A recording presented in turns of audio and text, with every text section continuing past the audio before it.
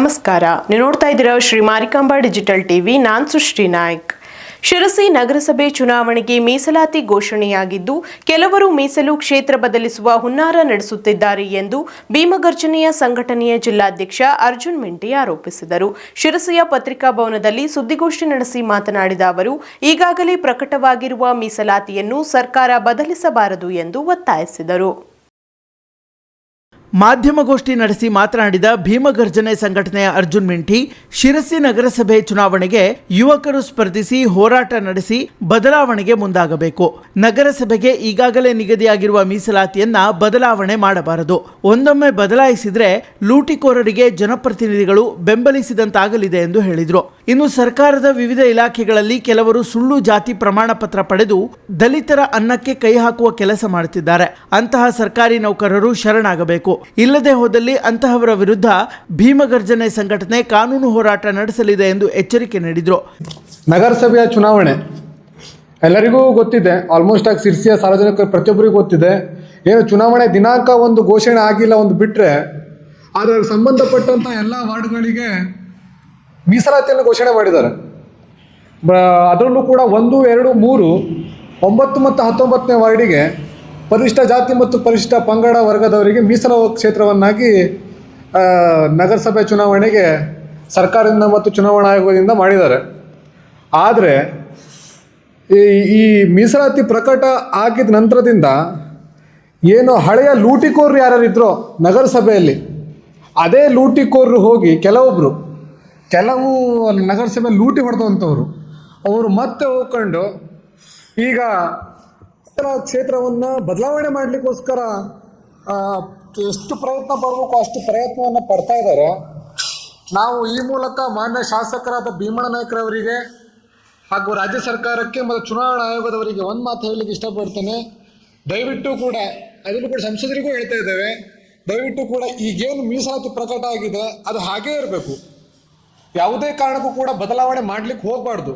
ಯಾಕೆ ಹೇಳ್ತೀವಿ ಅಂತ ಹೇಳಿದ್ರೆ, ಈ 1, 2, 9, 19 ವಾರ್ಡ್ಗಳ ಏನು ಮೀಸಲು ಕ್ಷೇತ್ರಗಳಿವೆ ಅಲ್ಲಿ ಹೆಚ್ಚಿನ ಸಂಖ್ಯೆಯಲ್ಲಿ ದಲಿತ ಸಮಾಜದವರು ಇದ್ದಾರೆ, ಪ್ರತಿಯೊಂದು ಸಮಾಜದವರು ಇದ್ದಾರೆ. ಆದರೆ ಈ ಕೆಲವು ಪಟ್ಟಣದ ಹಿತಾಸಕ್ತಿಯವರು ತಮ್ಮ ರಾಜಕೀಯ ಲಾಭಕ್ಕೋಸ್ಕರ ಇಷ್ಟು ವರ್ಷ ನಗರಸಭೆ ಲೂಟಿ ಹೊಡೆದು ಅವರಿಗೆ ಇನ್ನೂ ಸಾಕಾಗಿಲ್ಲ ಅನ್ಸುತ್ತೆ, ಮತ್ತು ಲೂಟಿ ಹೊಡೆಯೋಕ್ಕೋಸ್ಕರ ಮತ್ತೆ ಅವರು ಅದೇ ಕ್ಷೇತ್ರಕ್ಕೆ ಏನು ಅವ್ರು ಕೈ ತಪ್ಪು ಹೋಗಿಬಿಟ್ಟಿದೆ ಆ ಕ್ಷೇತ್ರಕ್ಕೆ ಮತ್ತೆ ಬಂದ್ಕೊಂಡು ನಾವು ಚುನಾವಣೆ ಪ್ರಾತಿನಿಧ್ಯ ಮಾಡಬೇಕು ಅಂತ ಹೇಳ್ಕೊಂಡು ಈಗಾಗಲೇ ಪ್ರಯತ್ನ ಪಡ್ತಾರೆ ಮೀಸಲು ಬದಲಾವಣೆ ಆಗ್ಬೇಕಂತ ಹೇಳಿ. ಅದು ಯಾವುದೇ ಕಾರಣಕ್ಕೂ ಬದಲಾವಣೆ ಆಗ್ಬಾರ್ದು. ಹಾಗೇನಾದರೂ ಕೂಡ ಬದಲಾವಣೆ ಆಯಿತು ಅಂತ ಹೇಳಿದ್ರೆ ಅದಕ್ಕೆ ಸಂಪೂರ್ಣ ಜವಾಬ್ದಾರಿ ಮಾನ್ಯ ಸರ್ಕಾರದವರು ಇರ್ತಾರೆ. ಸಂಬಂಧಪಟ್ಟ ಜನಪ್ರತಿನಿಧಿಗಳು ಇವರಿಗೆ ಪ್ರತ್ಯಕ್ಷವಾಗಿ ಇಲ್ದಿದ್ರು ಕೂಡ ಪರೋಕ್ಷವಾಗಿ ಇವ್ರಿಗೆ ಬೆಂಬಲ ಮಾಡ್ತಾ ಇದ್ದಾರೆ ಅಂತ ಹೇಳಿ, ಇಂಥ ಲೂಟಿಕೋರರಿಗೆ ಬೆಂಬಲ ಮಾಡ್ತಾರೆ ಅಂತ ಹೇಳಿ ನಾವು ತಿಳ್ಕೊಬಿಡ್ಲಿಕ್ಕೆ ಅಡ್ಡಿಲ್ಲ. ಸುಳ್ಳು ಜಾತಿ ಪ್ರಮಾಣ ಪತ್ರ ಈಗಾಗಲೇ ಅನೇಕ ನಮ್ಮ ದಲಿತ ಹಿರಿಯ ಮುಖಂಡರಾಗಿರ್ಬೋದು ಪ್ರತಿಯೊಬ್ಬರು ಕೂಡ ಸುಳ್ಳು ಜಾತಿ ಪ್ರಮಾಣ ಪತ್ರದಲ್ಲಿ ಹೋರಾಟ ಮಾಡ್ಕೊಂಡು ಬಂದು ಏನು ಸುಳ್ಳು ಜಾತಿ ಪ್ರಮಾಣ ಪತ್ರ ತಗೊಂಡು ಸರ್ಕಾರ ನೌಕರನ್ನ ತಗೊಳ್ತಾ ಇದ್ದಾರೆ. ಅವ್ರ ವಿರುದ್ಧ ಕಾನೂನು ಕ್ರಮ ಮುಂದಾಗಿದೆ. ಆದರೂ ಕೂಡ ಈಗಾಗಲೇ ನಮಗೆ ಕೆಲವೊಂದು ಇಲಾಖೆಗಳಿಂದ ಮಾಹಿತಿ ಬಂದಿದೆ.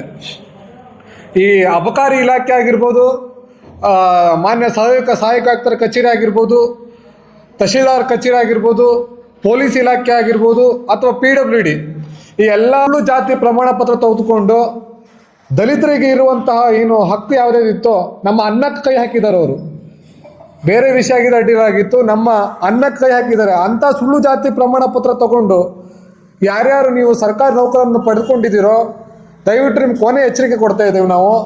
ಈಗಾಗಲೇ ನೀವು ಬಂದು ಶರಣಾಗ್ಬಿಡಿ. ಆ ಸುಳ್ಳು ಜಾತಿ ಪ್ರಮಾಣ ಪತ್ರ ಏನು ತಗೊಂಡು ನಮ್ಮ ಹಕ್ಕನ್ನು ಕಸಿದುಕೊಂಡಿದ್ದೀರಲ್ಲ, ನೀವು ಶರಣಾಗ್ಬಿಡಿ. ಇಲ್ಲ ಅಂತ ಹೇಳಿ ನಿಮ್ಮ ವಿರುದ್ಧ ಕಾನೂನು ಕ್ರಮಕ್ಕೆ ಭೀಮಗರ್ಜನೆ ಸಂಘಟನೆಯವರು ಯಾವತ್ತೂ ಮುಂದಾಗ್ತಾರೆ ಅಂತ ಹೇಳ್ಕೊಂಡು ಈ ಮೂಲಕ ಎಚ್ಚರಿಕೆ ಕೊಡ್ತಾ ಇದ್ದೇವೆ.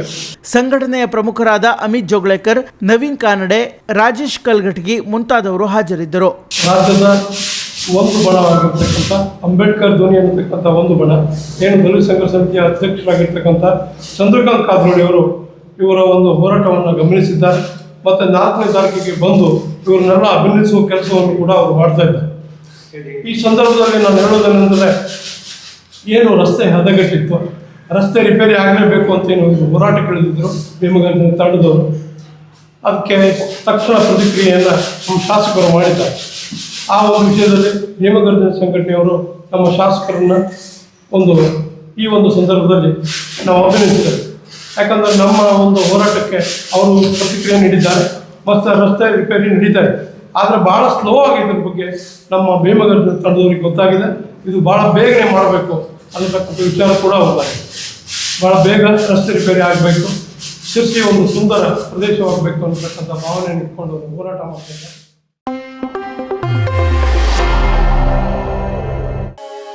ಜಿಲ್ಲೆಯ ಪ್ರತಿಷ್ಠಿತ ಕೆಡಿಸಿಸಿ ಬ್ಯಾಂಕ್ ಚುನಾವಣೆಯಲ್ಲಿ ಹಾಲು ಉತ್ಪಾದಕರ ಕ್ಷೇತ್ರದಿಂದ ಸತತ 2ನೇ ಅವಧಿಗೆ ನಿರ್ದೇಶಕನಾಗಿ ಆಯ್ಕೆಯಾಗಲು ಸಹಕರಿಸಿದ ಎಲ್ಲ ಮತದಾರ ಬಾಂಧವರಿಗೂ ಹೃದಯಾಂತರಾಳದ ಕೃತಜ್ಞತೆಗಳು. ಜಿಲ್ಲೆಯ ಸಮಸ್ತ ಹಾಲು ಉತ್ಪಾದಕರು, ಕಾರ್ಮಿಕ ಕೂಲಿಕಾರರ ಸಂಘದ ಪ್ರತಿನಿಧಿಗಳು ಹಾಗೂ ಫಾರ್ಮಿಂಗ್ ಸಹಕಾರಿ ಸಂಘಗಳ ಪ್ರತಿನಿಧಿಗಳಿಗೆ ಧನ್ಯವಾದಗಳು.